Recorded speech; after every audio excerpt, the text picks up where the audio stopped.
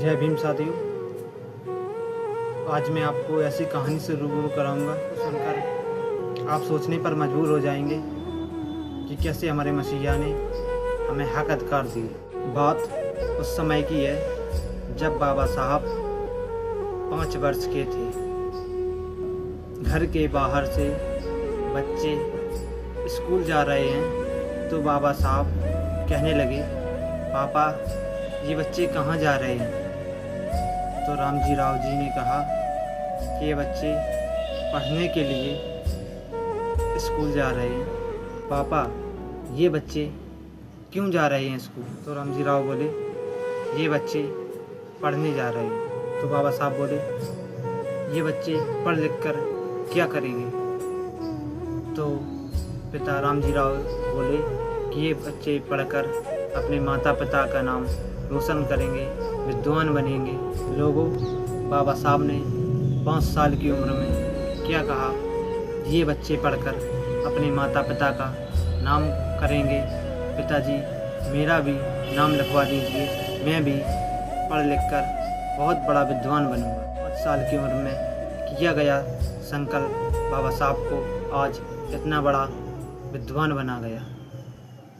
हमारे बच्चे आज ये नहीं जानते हैं कि इंटर के बाद क्या करें। साथियों, बाबा साहब की बात सही निकल गई और वो भारत के पहले और विश्व के चौथे विद्वान हैं।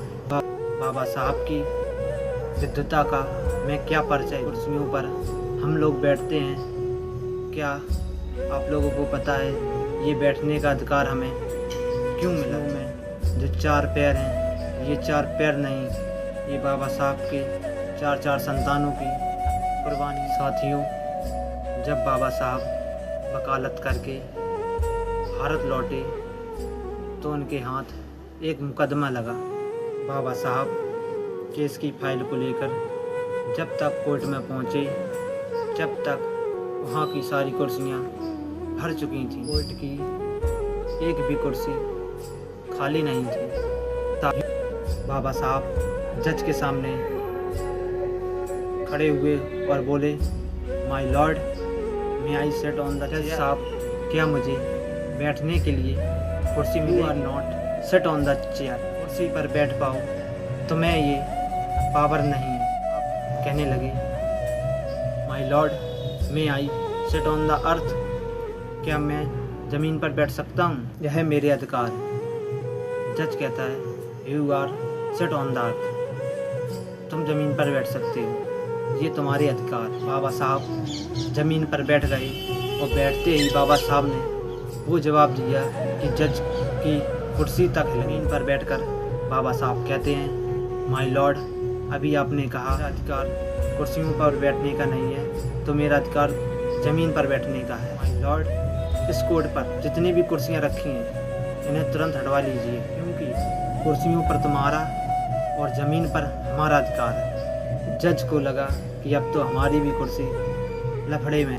वही जज बाबा साहब के लिए कुर्सी मंगवाता है और आगे डलवाता है। बाबा साहब की विद्वता है, संघर्ष करना है तो कलम से करो, लाठी डंडों से नहीं। लोग तुम्हें शौचालय दे देंगे, 5 किलो राशन दे देंगे, लेकिन तुम्हारे बच्चों को शिक्षा नहीं देंगे, क्योंकि शिक्षा सवाल पैदा करती है।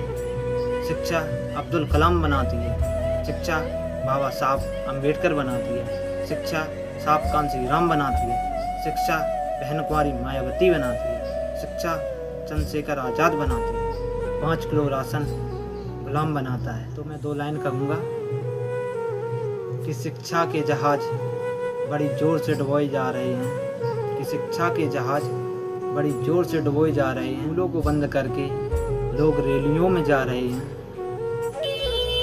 तुम कब तक 5 किलो राशन का मज़ा लेता रहेगा ये आम आदमी? कि तुम कब तक 5 किलो राशन का मज़ा लेता रहेगा ये आम आदमी? तुम्हारे बच्चे जिस्म से नहीं दिमाग से अपाहिज बनाए जा रहे हैं। तुम्हारे बच्चे जिस्म से नहीं दिमाग से अपाहिज बनाए जाते हैं।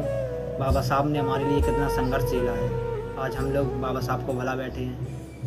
जब हम लोगों को चारपाई पर बैठने का अधिकार नहीं था, तो बाबा साहब ने हमारे लिए संविधान बनाकर सभी लोगों को समानता का अधिकार दिया।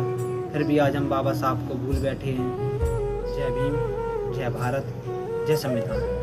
धन्यवाद।